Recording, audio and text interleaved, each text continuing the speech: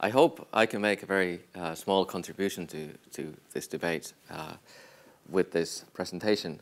Now, it is still called two kinds of expressive harm, but I will actually argue that there might be one kind of expressive harm, but I'm not super confident of that either. It might not be the kind of harm that I'm going to discuss and defend. Its existence might not be best classified as expressive harm either. So we'll see how that's going to turn out.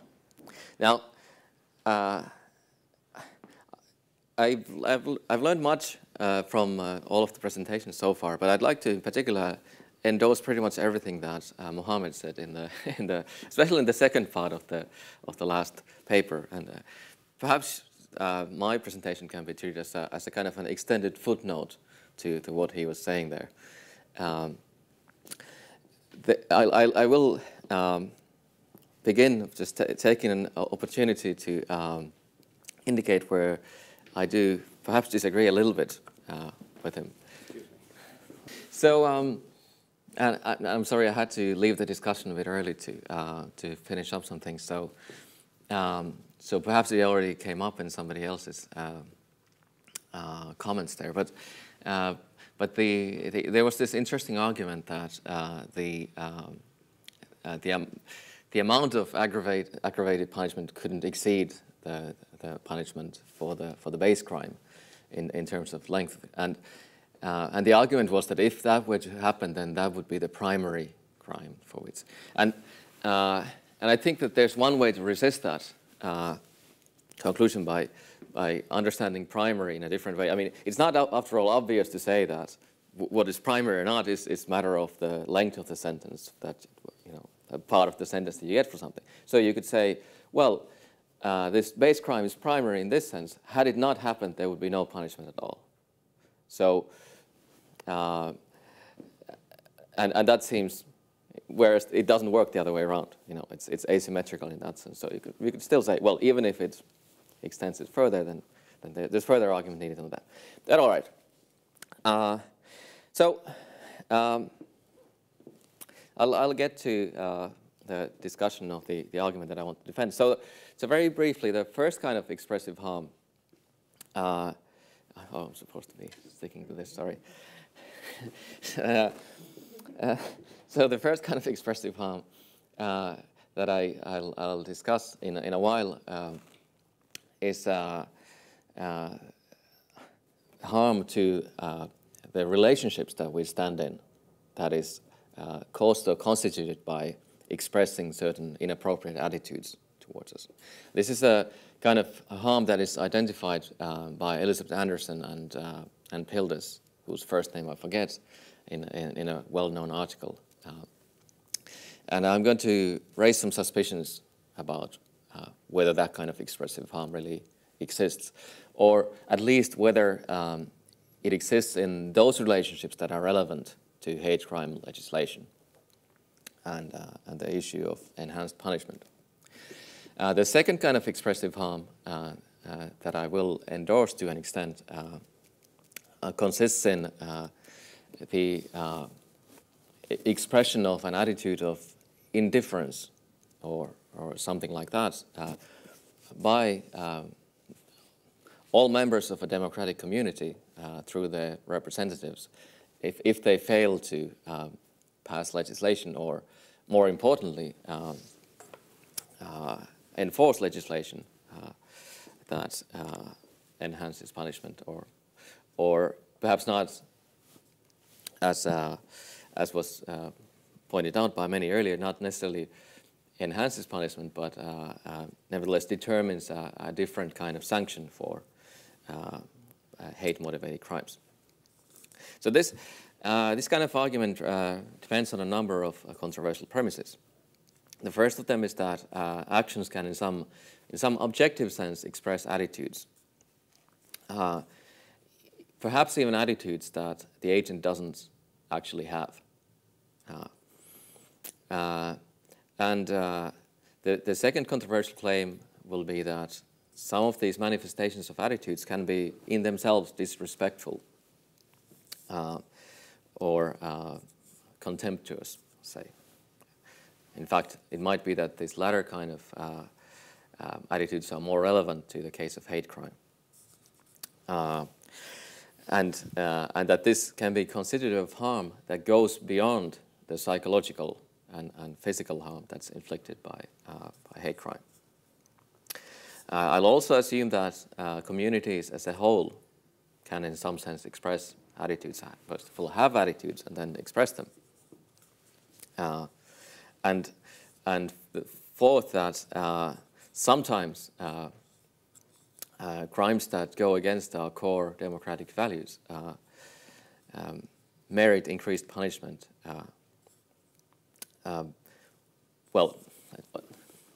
But that the rationale for increased punishment can be made in terms of expressing attitudes.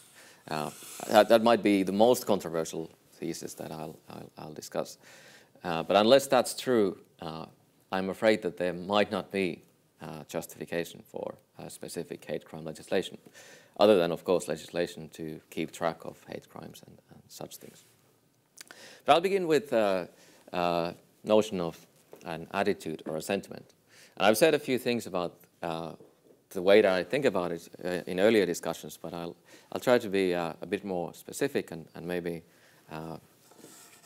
try to convince a few more people.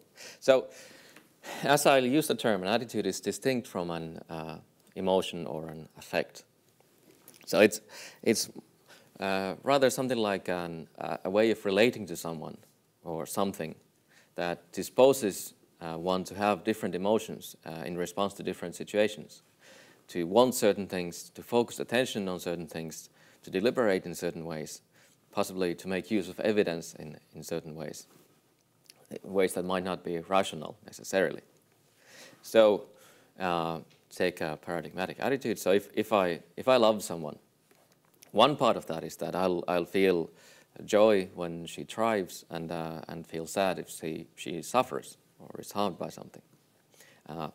I'll want her to do well for her own sake, regardless of whether it's good for me or of instrumental value to myself. And I'm also committed to doing things that further her good. I notice things that are opportunities for her or threats for her, because I care about her. Things stand out for me in a particular way. And I take those threats and opportunities into account in my own practical deliberation as reasons for doing certain things. I might be more likely to believe that she's excellent at something than my evidence warrants. That might be a distorting effect of the particular kind of attitude that love is. Not to say that every attitude involves that. Also, in the case of an attitude like love, I think that it's important that I welcome or endorse those reactions that are associated with the sentiment. I'm not in the grip as I might be. So it might be that I can't help having certain feelings about someone. But that doesn't suffice for my loving that person. If I love that person, as I said, I in a way welcome or identify with those feelings. It doesn't have to be a value judgment as such. That would be to intellectualize it too much. It's that I kind of wholeheartedly stand behind those responses. Now, that doesn't mean that an attitude like love is under our direct voluntary control. In that I agree with Heidi. But it's not, and attitudes in general are not purely passive either. They involve this sort of element of kind of direct control even. In fact, I would argue that there's an asymmetry in our control, in this case, over loving someone and not loving them. So I would say that we can't will love into existence, but we might be able to will it out of existence. So if it's the case that, say, thinking about someone doesn't give you a positive feeling, there's nothing you can do about that. You can't love them. If nothing brings them to mind when you do things, however much you might want to love them, you can't make yourself love someone like that. But I think it's not the case when it's the other way around. So you might find yourself thinking about someone. And in my youth, when I wasn't married, it would occasionally happen to me that I was in a relationship with someone, but then I met someone new and would start to have certain feelings and find myself thinking about that person and find myself wanting to do things for that person. All sort of things that are associated with love. But I think it's a familiar experience that you can kind of say, well, no, I don't want to fall in love with this person. I reject these feelings, these thoughts. I'm going to focus on something else. And that's an important skill. Iris Murdoch points out somewhere that falling out of love is something that we all should learn how to do. That's one of the most important things we can do. All right. Now, hate, of course, interests us here more than love, because we're nasty people. So I'll just understand it as a kind of a mirror image of love. So part of it is that if I hate someone, I want them to do badly, whether or not it's of instrumental benefit to me. That's the kind of feature that it shares with love, that it's not an instrumental thing. So, sometimes I might want to do something bad to someone because it benefits me somehow. But if I hate someone, I want something bad to happen to them, even if it's bad for me as well. That's, of course, then, it's very concrete in the case of, say, a suicide bomber who might hate someone so much that they're willing to hurt themselves, or sacrifice themselves for doing something bad to them. Now, of course, there's feelings associated with hating someone. You feel bad if they do well. You get easily angry with the person. Again, don't have to be angry all the time, but in a lot of contexts. You might be delighted if misfortune befalls the person you hate. Again, you notice things that are opportunities or threats to the person you hate. But you make use of them in the opposite way to love in deliberation. And I'd say that in full-blown kind of hate towards someone, you again don't regard these dispositions to feel and perceive and reason as some sort of alien aspect of yourself, but you welcome them, you identify with them.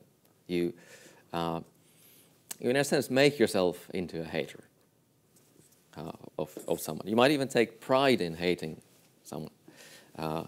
That might require a value judgment that person is hate-worthy, so to speak. But again, I don't want to say that that's a necessary component of hate.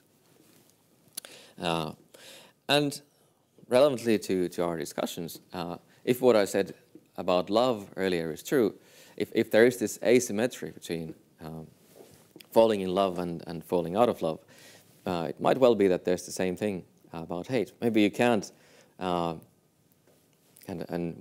pessimists about human nature might think otherwise, but it might be that we can't make ourselves hate someone either if we just don't have those feelings when we encounter them or think about them. But it might be that we can fall out of hate, not directly, not in a way that we can give up on an intention, but still in a relatively active manner. Okay. Now, one important consequence of this understanding of attitudes is that unlike occurrence, emotions, and effects, they're not transparent to us. So it might be true that you can't be mistaken whether you're angry with me right now or whether you're feeling sad right now. But you can be mistaken about whether you love someone or whether you hate someone. And this very possibility of being mistaken about it, again, speaks in favor of the idea that they're not just emotions or effects, but they are sentiments or attitudes. Now, if your attitude goes against social norms that are accepted in your community, it might be the normal condition that you have false beliefs about your attitudes. So among us well-educated academics, anti-Semitism is very disreputable. I suspect that few people would want to admit to themselves that they are anti-Semites, even if an outsider might see a pattern in their actions, in their feelings about Jewish people. Such people might sincerely believe that they are not prejudiced in this way, or don't have these attitudes that are constitutive of anti-Semitism. But still, they might be wrong about that.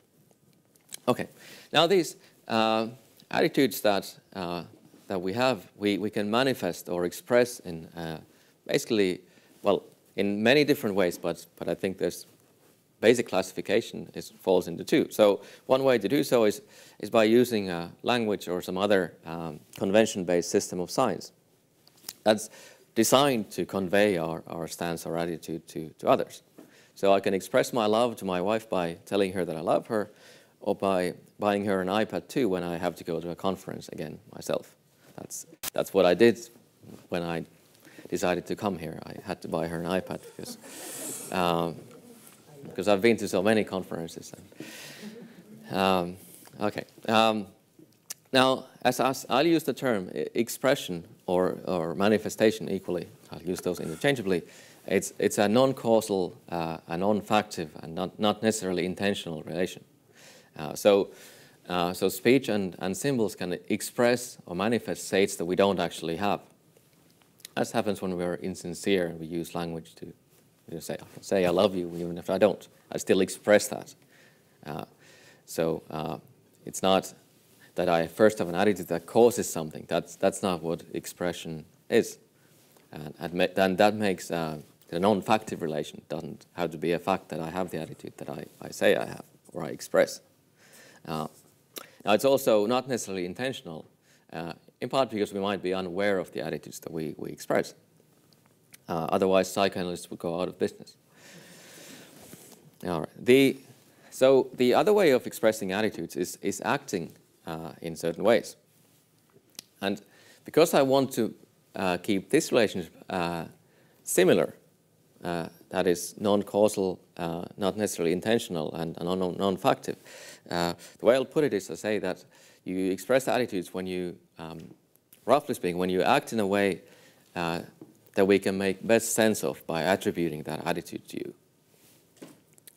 And I'll talk about enacting an attitude in this case. That's just a stipulation that I'll make. That's how I'll use the term.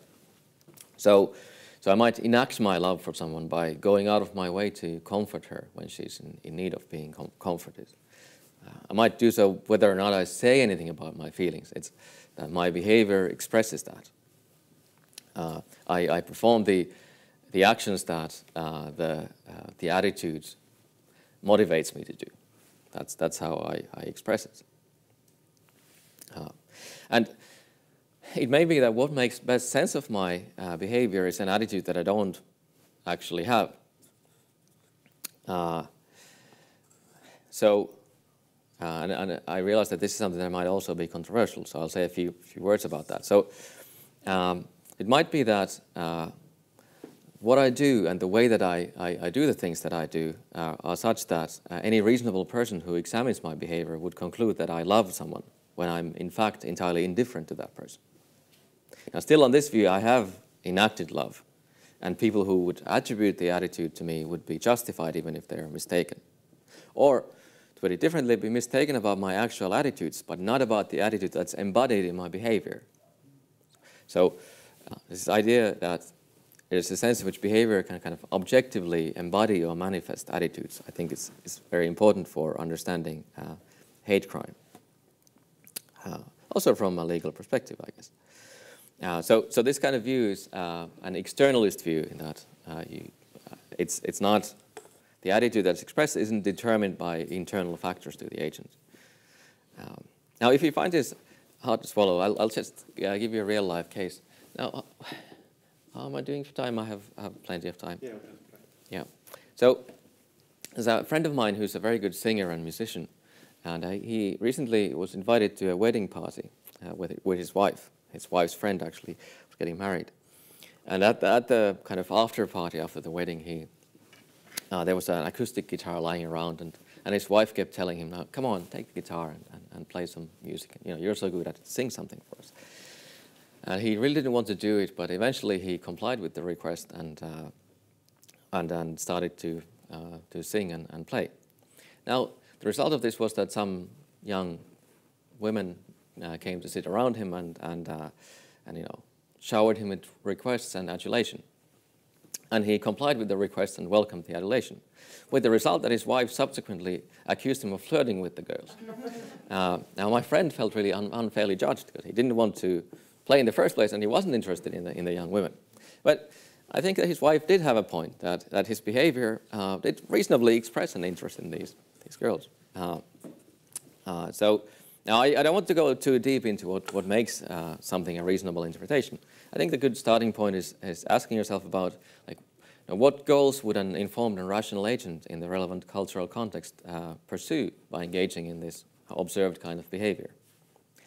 There will be a degree of indeterminacy here, but such is life. Okay. One question that's relevant here is whether groups can also express or indeed have attitudes above and beyond the attitudes of the individuals that comprise these groups. Now, I have nothing to add here to an analysis of Margaret Gilbert or Raimo Tuomala or Simon Blackburn, who have, in different ways, argues that this kind of notion does, in fact, make sense. Now, I have a few things to say about that, but I'll skip that now in the interest of time. So let's just assume, for the sake of argument at least, that groups can have attitudes and can manifest them. Basically, they would be the ones that they are kind of mutually and publicly committed to. That might differ from what they're privately committed to, but still, as a group, we can attribute certain views to the group itself. All right. So next, I want to talk about this first kind of putative expressive harm. So I think that nobody would deny that some of the attitudes that we have toward each other are morally inappropriate. But the question that we're interested in is whether having or manifesting attitudes is the business of the law. That's what advocates of hate crime and hate speech legislation want. Now, of course, sometimes people argue for hate crime or enhanced punishment for it on the grounds that they cause greater harm in the sense of psychological or physical harm, as we've seen, or because the degree of culpability of the perpetrator is higher. But as Heidi Hurd and Michael Moore have shown in a magisterial article, these justifications are highly questionable.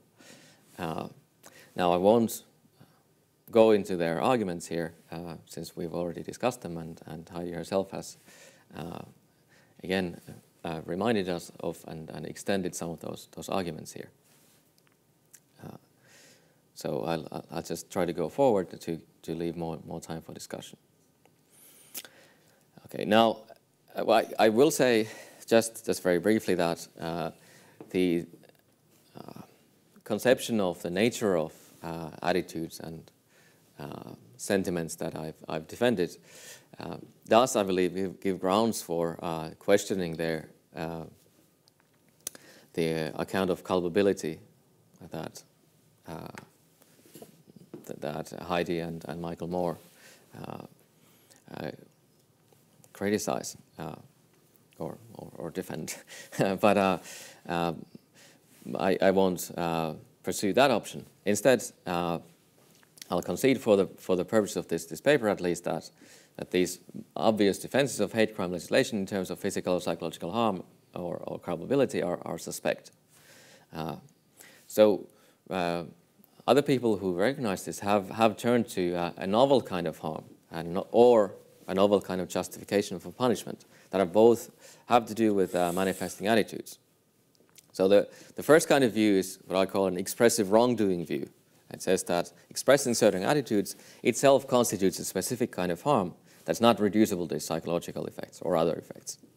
And insofar as this is the case, enhanced punishment can be justified on the basis of greater wrongdoing. Now, the second kind of view is expressive punishment view, and I'll return to that in a while. Okay. So of these two, the expressive wrongdoing view is more modest, since it doesn't depart from traditional justifications for punishment. So so the question for this is, how can you harm someone merely by expressing attitudes?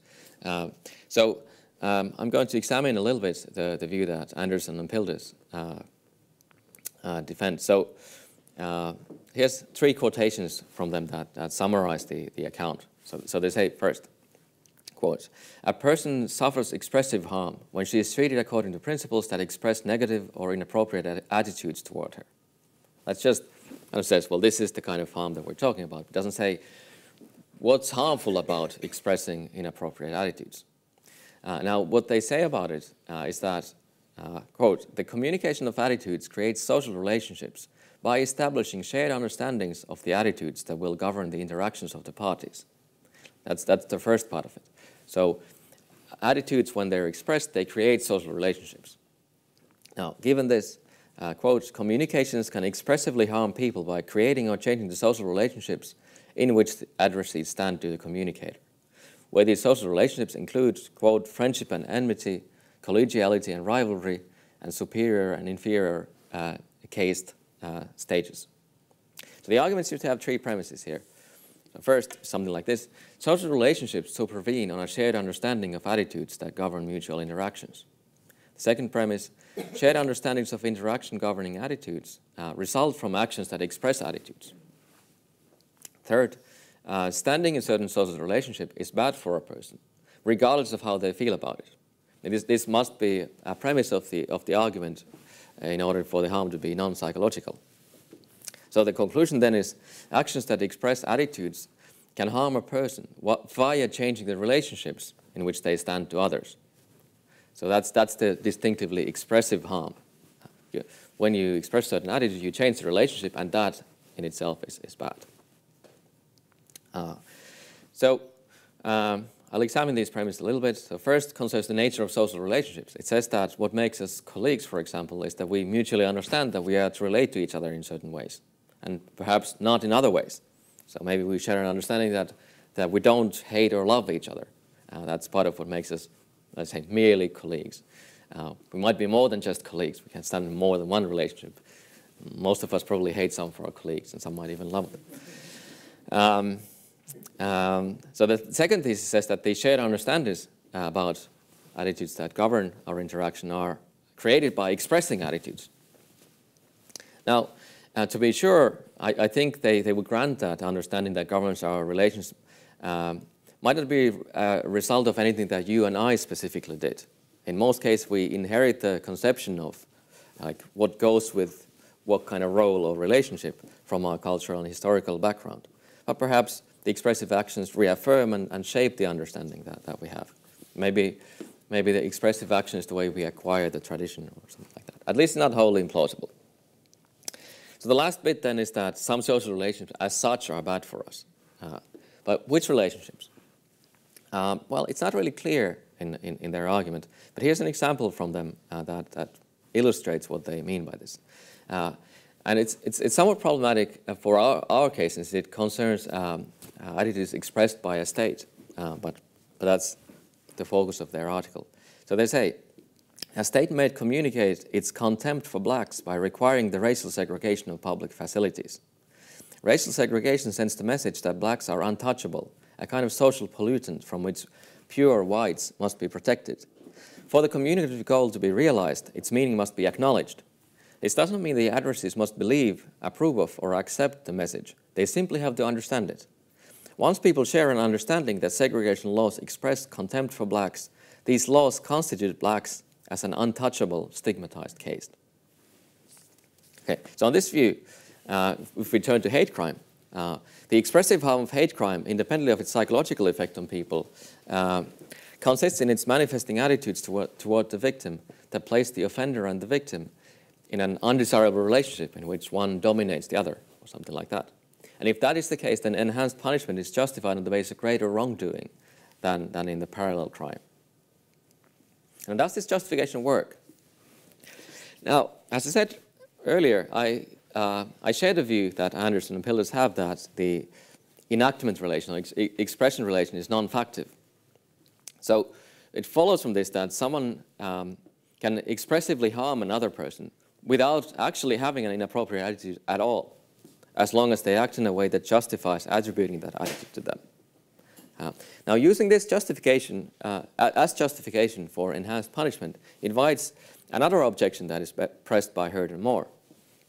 They make use of Simon Blackburn's credibility principle, which says that we have to attribute attitudes that, say, people couldn't credibly deny that they have behind their actions. So they say, I'm quoting again, like all conventionalist construals of social meaning, Blackburn's constructivist construal would make a defendant more blameworthy and thus deserving of greater punishment, not because of any fact about him or his deed.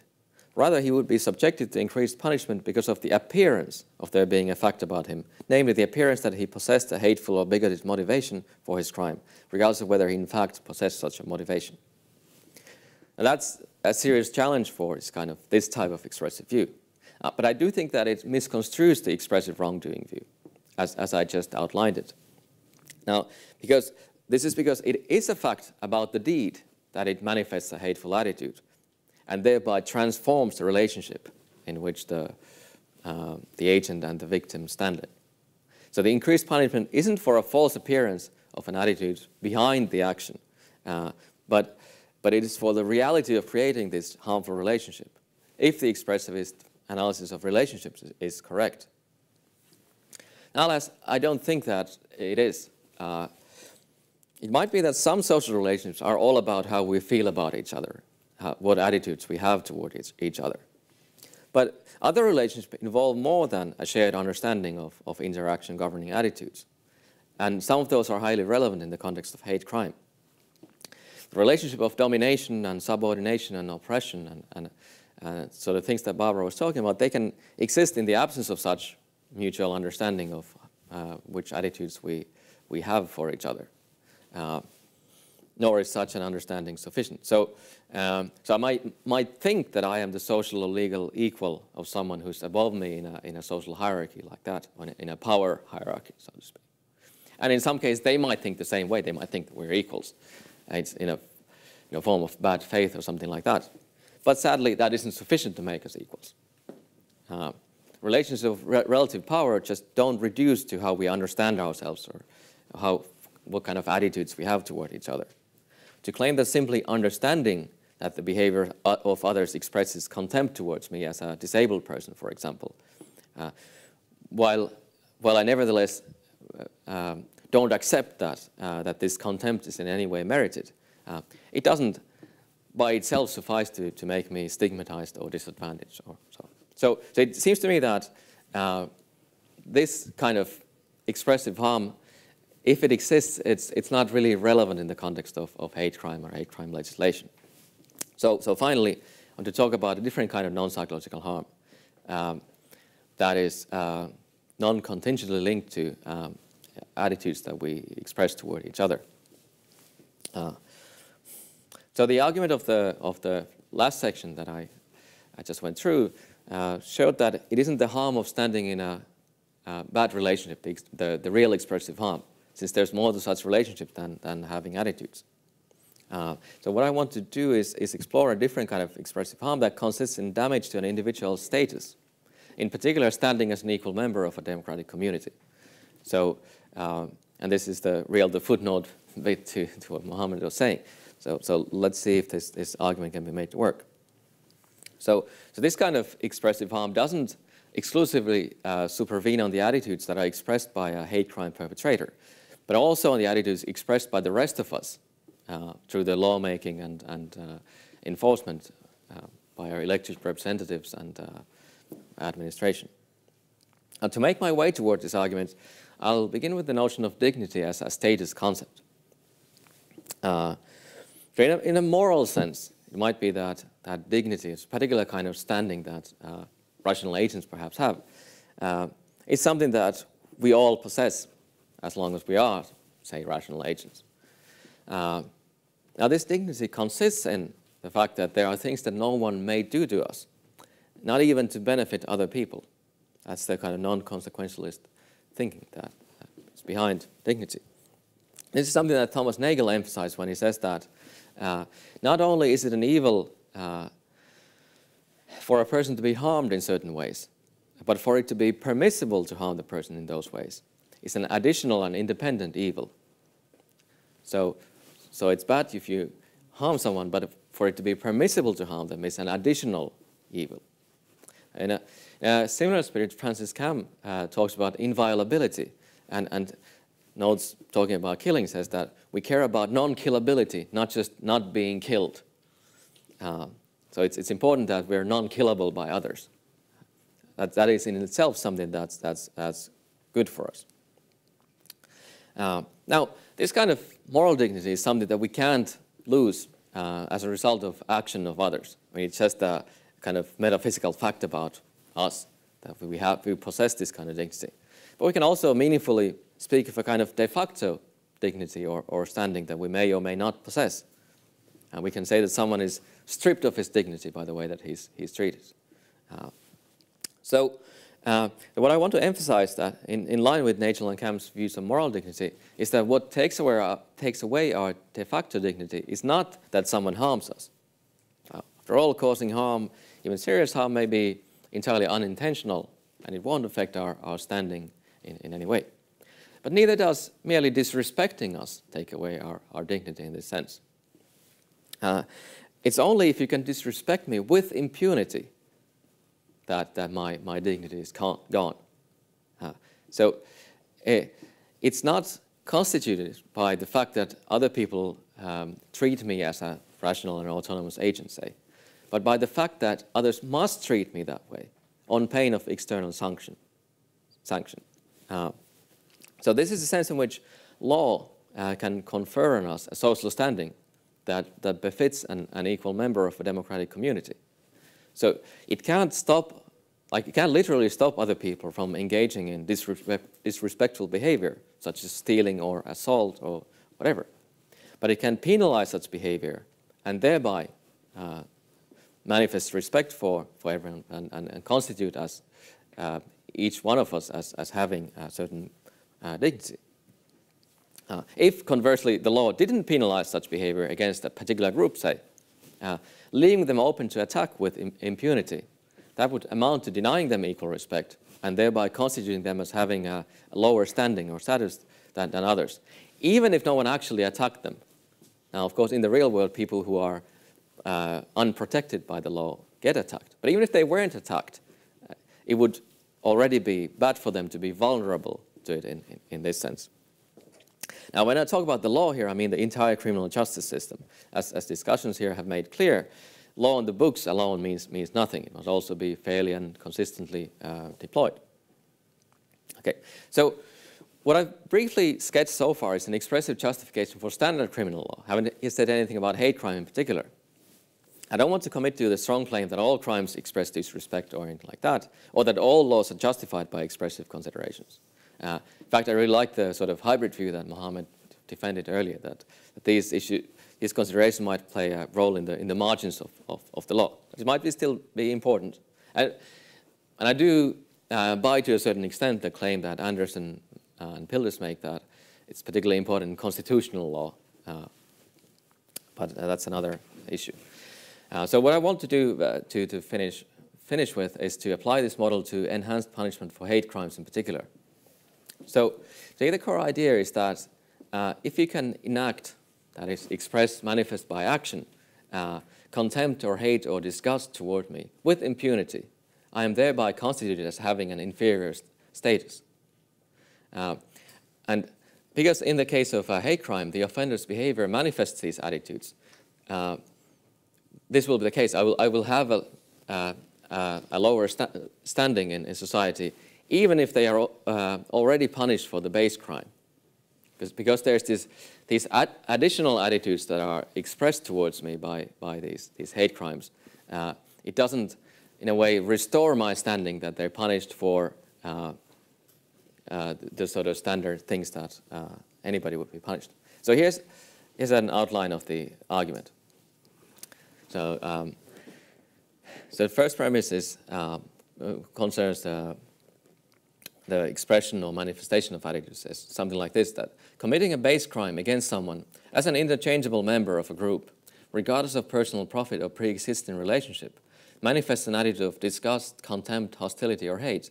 For short, rejection as an equal member of a democratic community toward all members of the victim's group. So that's a claim about what kind of actions manifest these particular kind of attitudes of rejection. The next claim is a criminal justice system that fails to impose an additional sanction for a crime that manifests rejection as an equal itself manifests indifference on the part of the public through its representatives toward the rejection, toward the hate and contempt. Now, third premise, the social and legal status is in part constituted by dispositions to sanction manifestations of attitudes or norms of sanctioning. So, manifesting public indifference to rejection as an equal constitutes the status of all members of the victim's group as inferior, in a way making the public complicit in the hate aspect of the crime.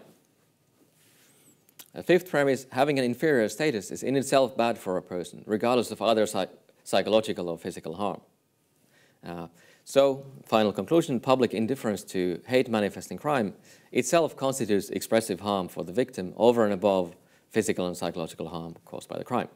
So this is the kind of expressive harm that may exist and might justify enhanced punishment for hate crimes. So the first premise, it just delineates the grounds for concluding that crime expresses a demeaning or degrading attitude toward a group, in addition to whatever disrespect or disregard the base crime already manifests. So there's even if you're an expressivist all the way about punishment, then you'll think that a base crime also expresses an attitude, and to protect our equal standing, we have to impose sanctions for that crime. There's still something manifest over and above by the hate crimes, and therefore we need to address that by imposing additional sanction for it. Okay. Now I'll jump over some of the explication of the premise. I'll go to the fifth premise, which says that an inferior status is bad in itself. Now, in the real world, having such a status and being aware of it is, of course, psychologically harmful. Like, if you realize that no one is going to do anything if you are raped or beaten, this will have effects on you beyond the rape and beating itself. But from a philosophical perspective, we can also make the case that inferiority itself is bad. It amounts to being dominated, as Philip Pettit might put it. Like Pettit has argued, and we could discuss a lot about this, that, for example, a slave who is never actually interfered with in their life is still worse off than a free person, since the owner of the slave is always in a position to interfere with the slave's life on arbitrary grounds. So it's just bad in itself to be in such a position that you're not protected by sanctions and others. So the claim is that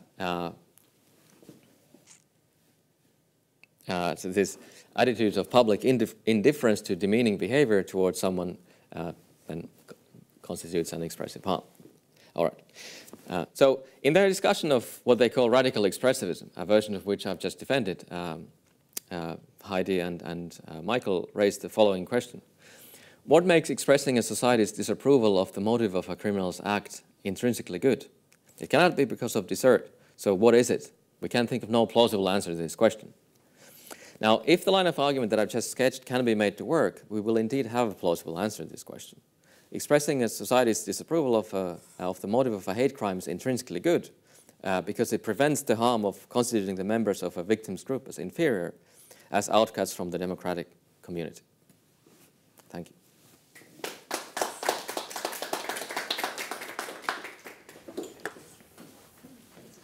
Thank you. And I am the Columbo of this crew. I just have a small question.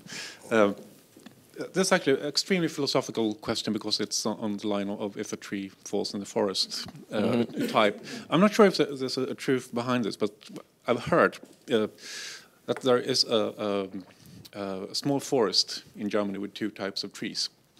And in the fall, the trees change the color, and it has been planted in such a way that if you view it from above, it forms a swastika.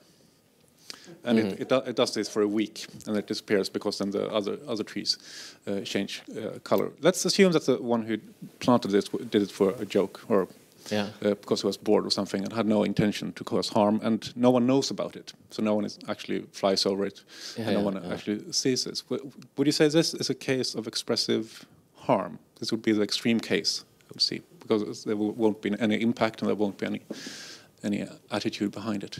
Well, I certainly wouldn't say that, since I've been saying that it's not merely that that someone expresses an objectionable attitude that constitutes harm, and it's not. And I also rejected the view that that the attitude expressed somehow itself changes a relationship to someone. So on my view, it would have to be something like, if you could ask, does it constitute an expressive harm that we as a society fail to cut down the trees in the forest, right? But then that doesn't make sense if no one is there to, it doesn't present itself as a question to be addressed by the society. But yeah, but still, actually, so I didn't want to talk about it here. So because I'm a kind of free speech fundamentalist, I think that you can put a swastika in your own car and drive around in that if you like, and that's not a matter of, not the business of law to interfere with that. And it is an interesting question, a challenge for any expressivist. Why is this when you are manifesting an attitude? And there's a couple of kind of sketchy things that I could say about that. So one just draws on the idea that, well, it's one thing to express an attitude symbolically, and another one to express it by enacting it. And the justification that I've given about changing the victim's status plausibly only applies to the case where you enact the attitude. When you symbolically express an attitude, you still give the victim or the person who might be offended by this the chance to respond to it. You're still within the realm of rational discourse, at least potentially, which is what you deny when you enact an attitude of contempt by criminal action. And the other kind of response, which I mentioned yesterday, is that, but I could elaborate a little bit on that, is that if we justify enhanced punishment in light of democratic values, we have another important democratic value, that of the free expression, and we might say, well, even if it is expressively harmful to say nasty things about people and express attitudes like that, it's still wrong to prohibit it by law because of these other democratic values at stake that are even more important given the nature of the harm. I just want to start by thanking you so much for that. You just raised so many interesting and new ways for me to think about some of the arguments that I make as well, and raised a lot of interesting questions. I have half a dozen questions I could ask. But one in particular, and this is maybe just a point of clarification, and maybe I misunderstood you, but when you're talking about sort of the first form of expressive harm in terms of the impact that it has on relationships, how it changes or creates relationships, and then you said, but this is not relevant to hate crime as we're talking about it here. And it seems to me that it is, and the arguments you made later seem to suggest that it is very relevant to hate crime, because it does perhaps in most cases reinforce those relationships of inferiority, superiority, those relationships of domination, or perhaps challenge, if it's from bottom up, challenge those relationships. So I just, did I misunderstand you? Or is that? Yeah, perhaps, but I didn't make the distinction sufficiently clear. So the idea was that on the first kind of model of expressive harm, it is the mere fact that I express an attitude towards you and you understand which attitude I expressed, that changes the relationship and perhaps constitutes you as an inferior. And I said, that's not really sufficient. So on the second model that I endorsed, it's that I do that, okay, that's part of it. But then how do other people react to that? If other people react to that with indifference, or they just nod or whatever, then it really does constitute you as an inferior. But if other people say, hold on, what did you just say, or what did you just do, and interfere with me doing that, well then in that case it doesn't, you're still upheld as an equal member of the community with me. So in the first case, the harm was supposed to consist in just in my expression of the attitude and your understanding it. And in the second one, it's expressing the attitude, well, enacting the attitude, really, not just even speaking, but doing something that is already criminal, as we've seen, and thereby expressing an attitude, and then other people failing to react to it in the right way. So I think that's maybe the point that I was missing, is that in the first case, you're really talking about how it changes and affects the interpersonal relationship, and in the second case, how it affects the intercultural relationships, if you will, group relationships. Yeah, and I think that it can change the interpersonal relationship too, of course, but I think there's more to most interpersonal relationships than the way that we relate to each other in terms of attitudes. Like it could be that one of us has more power over the other. That's not a fact about our attitudes, I think. Just point of clarification, you just kind of used the example of swastika in your car and so on as freedom issue.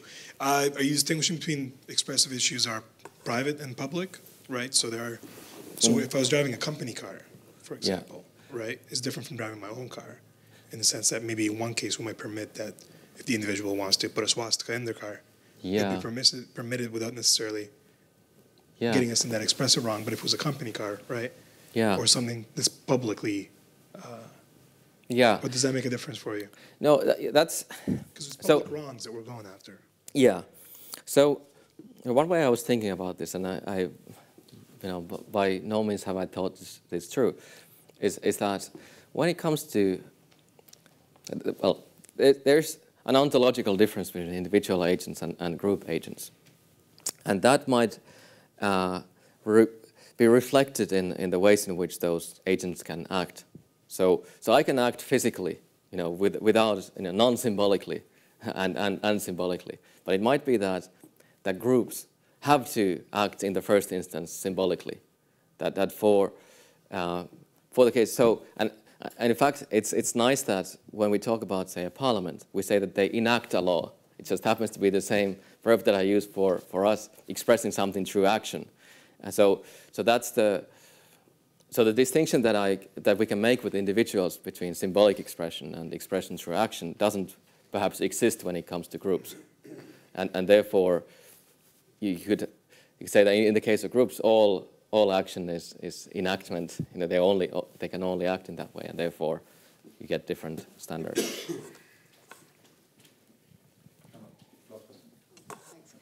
Yeah, thank you. I found that really, really good. I think as you were talking with this idea of saying, doing something, therefore expressing something, and then the second thing that no one around does anything about it, so that is a harm. I mean, that made me think about the importance of hate crime being an issue of access to justice for targeted groups, and that the language and guidance around any approach to hate crime should reflect this. So it should recognize, acknowledge, describe the lack of access to justice that groups have experienced and the impact on them as citizens. And so, for example, I mean, I think the best policies are ones that talk about literally how a disabled person might get into court, or how they might give their evidence through special measures or through an intermediary or whatever, or the fact that, say, victims of homophobic violence are scared to go through the process because they might be outed. And so it's situating it in the context of discrimination is really, that's what I think your insight. And practically speaking, I think that should be reflected in whatever guidance we do give at the end of all of this.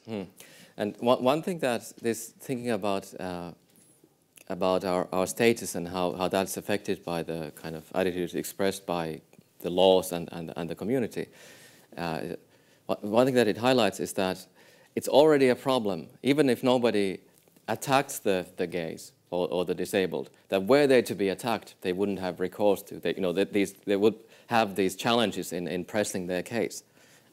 So we already need to have these things in place, and not having them means that we are already treating them as, as being below the rest of us who have that recourse available should it be needed.